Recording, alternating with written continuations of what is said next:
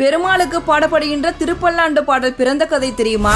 மதுரையை ஆண்ட வல்லபதேவ பாண்டிய மன்னனுக்கு இறந்த பின்பு முக்தி கிடைக்க என்ன செய்ய வேண்டும் அப்படிங்கிற சந்தேகம் ஏற்படுது. இந்த சந்தேகத்தை தீர்த்து வைக்கிறவங்களுக்கு பொற்கிளி பரிசாக வழங்கப்படும் அப்படின்னு அறிவிக்கிறாரு. ஆண்டாளோட வளர்ப்பு தந்தையான பெரியாழ்வாரோட கனவில் தோன்றிய பெருமாள் மதுரை சென்று மன்னரோட சந்தேகத்தை தீர்த்து வைத்து பொற்கிளியை பரிசாக பெற்றுவா அப்படின்னு சொல்றாரு.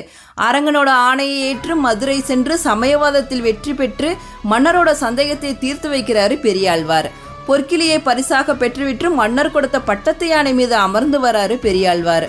வெற்றி பெற்ற தன்னோட பக்தனுக்கு காட்சி தரணும் அப்படிங்கிறதுக்காக வைகுண்டத்திலிருந்து கருட வாகனத்தில் பெரியாழ்வார் முன்னாடி காட்சி தராரு பெருமாள்.